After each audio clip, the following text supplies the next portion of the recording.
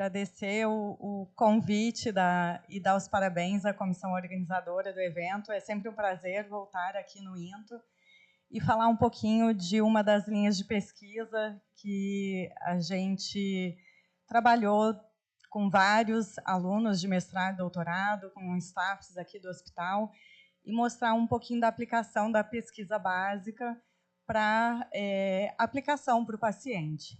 Então, esse é um trabalho de mestrado do aluno Renato, que foi recentemente defendido aqui no Instituto, sob orientação do Dr. João e minha orientação. Esse trabalho, então, faz parte dessa linha de pesquisa, que iniciou em 2017. A gente veio buscando um biomarcador genético para a escoliose idiopática, tentando identificar a etiologia da doença, otimizar o diagnóstico, tentar prever o prognóstico do paciente e também nortear a conduta terapêutica. E por que utilizar o polimorfismo genético como um biomarcador de suscetibilidade? O genoma humano ele é formado por 3 bilhões de pares de bases.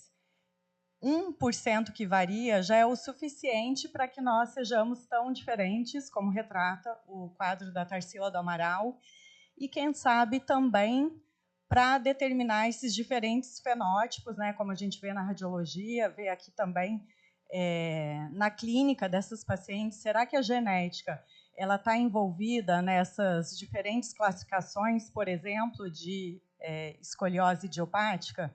Então, esse é um trabalho do Dr. Moliterno, que fez o doutorado em parceria com a USP, a parte de parâmetros radiográficos da escoliose idiopática, e é um excelente exemplo para usar aqui para a questão da genética também para essa doença. A principal pergunta dos cirurgiões é: será que essa curva vai evoluir? Né, essa curva que ainda não tem uma indicação cirúrgica, qual dessas curvas vai evoluir e qual é a conduta terapêutica para essas meninas, né, para esses adolescentes? E a gente já sabe que existem fatores conhecidos associados com a progressão da curva, como a idade do diagnóstico, a idade da menarca, pico de crescimento, maturidade esquelética, o grau de COB no momento de diagnóstico. E também já está descrito na literatura que fatores genéticos podem contribuir para essa progressão da curva.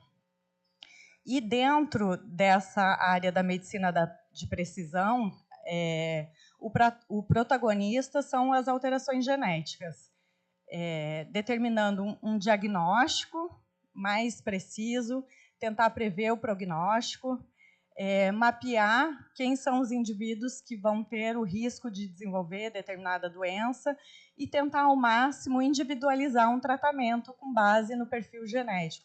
Isso já é uma realidade hoje no tratamento da oncologia. Né? Os pacientes não iniciam, alguns tipos de câncer não iniciam o tratamento sem antes fazer um teste genético. E por que o polimorfismo? Ele traz uma vantagem para fim de diagnóstico, porque ele está presente em todas as células.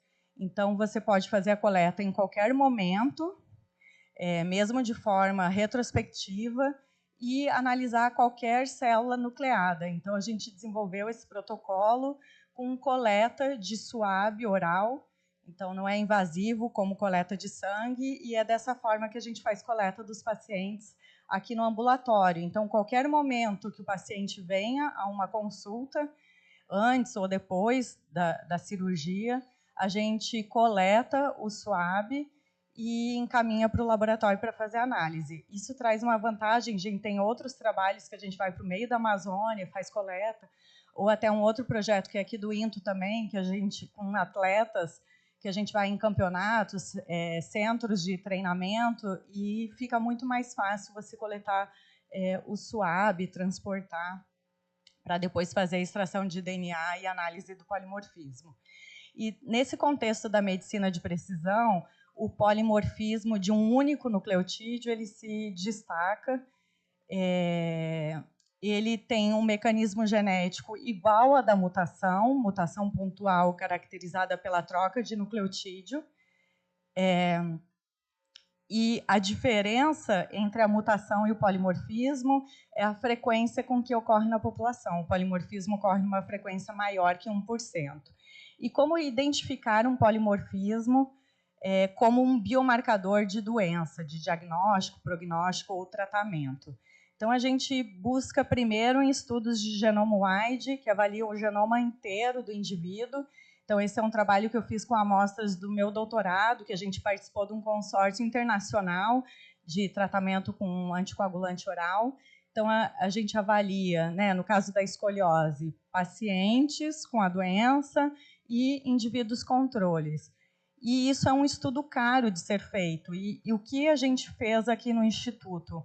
A partir desses estudos já publicados na literatura, a gente foi identificar quais polimorfismos já foram descritos em outras populações e avaliamos, então, aqui nos nossos pacientes.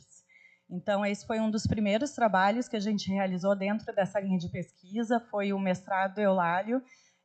A gente avaliou esse gene, o PAX1, que está envolvido com a formação da coluna vertebral. Inicialmente, avaliamos 59 casos cirúrgicos de escoliose idiopática. Encontramos um risco de aproximadamente 3 no desenvolvimento da doença. Nesse mesmo ano, esse foi o trabalho do Gustavo, o trabalho de doutorado, a gente avaliou um outro gene envolvido com a matriz extracelular, que também dá um suporte para o esqueleto de força e o cálcio. A gente aumentou o número de pacientes, 185, incluímos casos não cirúrgicos, e aqui a gente viu um efeito protetor da presença do polimorfismo no desenvolvimento da escoliose. E aí partimos para a via da leptina, porque a gente observava que essas pacientes têm um baixo peso. Então, uma característica que a gente sempre se pergunta se o baixo peso é uma causa ou uma consequência da doença. A gente já está descrito na literatura que as pacientes têm baixo nível de leptina, e a gente também avaliou casos cirúrgicos e não cirúrgicos e encontramos um fator de risco. Fizemos uma hipótese da presença do polimorfismo no gene que codifica o receptor, que altera o remodelamento ósseo e, consequentemente, aumenta o risco da doença. E aí, nessa mesma via endócrina hormonal, surgiu a ideia de estudar a vitamina D, que é o trabalho do Renato. Então, tem apenas esses 4 artigos na literatura, com populações asiáticas. E aí, a gente foi investigar, então, na nossa população, já está bem claro o papel da vitamina D no metabolismo ósseo, e avaliamos nesse trabalho 175 casos apenas de meninas com escoliose. No nosso trabalho da leptina, os revisores sugeriram, como o nosso N de homens com a doença é baixo, a gente focou agora só nas mulheres. Também avaliamos casos cirúrgicos e não, né, de acordo com o ângulo de Cobb. Tinham meninas aqui com um grau de Cobb de 110. E a gente também viu uma associação de risco na presença do polimorfismo, mas para os casos não cirúrgicos, com ângulo de Cobb abaixo de 45.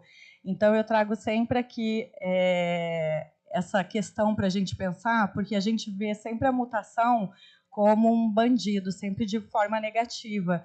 E, nesse caso, a mutação, o polimorfismo, ele indica que essas pacientes não vão progredir para um grau cirúrgico. Então, também a mutação, o polimorfismo podem ter um efeito protetor, que foi o que a gente encontrou aqui no trabalho do Renato. E esse polimorfismo também ele está associado com baixo peso. A gente observa que as pacientes com escoliose, mesmo com o avançar da idade, o baixo peso ele se mantém. E aí vem a pergunta, né? O baixo peso é causa ou consequência da doença?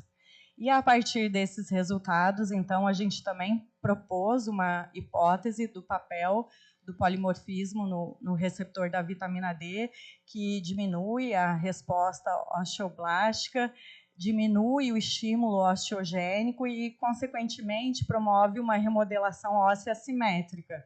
Então, a gente viu uma associação desse polimorfismo com a escoliose com um grau, com ângulo de Cobb abaixo de 45 e com baixo peso. Já existe na literatura algumas empresas que oferecem esse tipo de teste, de exame. Esse foi desenvolvido aqui para uma população específica. Eles avaliam 53 polimorfismos. Recentemente, isso é de 2025, eles também oferecendo nos Estados Unidos teste genético. E a ideia é que a gente desenvolva também, a partir desses nossos estudos, um teste para a nossa população, que é extremamente heterogênea. Então, aqui, só para exemplificar, esse é um laudo que a gente fez para a tendinopatia, um paciente até atendido pelo Dr. Marcos Vinícius, por uma demanda, e a ideia é que a gente faça um laudo também para escoliose, como a gente tem para outras doenças. Então, essa é a nossa equipe de cirurgiões de coluna que participaram desses trabalhos. Nada disso é possível sozinho, e essa parceria, então, entre o INTO, a UERJ, aqui no nosso laboratório, nesses trabalhos também contribuíram muito a Jéssica, o Lucas, que estão aqui, e para quem quiser conhecer, nosso laboratório fica lá em Campo Grande. Muito obrigada.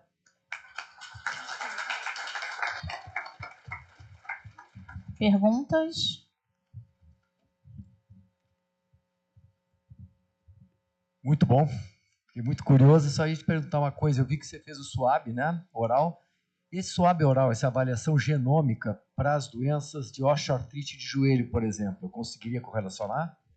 Sim, a gente está até com um trabalho em desenvolvimento. Tem um aluno do mestrado, não sei se ele está aqui, que a gente avaliou também um gene envolvido com a questão da articulação. Tanto a gente já conseguiu ver a associação com a displasia do quadril e agora está fazendo também com a osteoartrite. E a ideia é ampliar, a gente vê outros genes também envolvidos, mas tem uma literatura grande sobre isso, com osteoartrite de joelho. Ok, obrigado. O gene que a gente avaliou agora é o GDF5.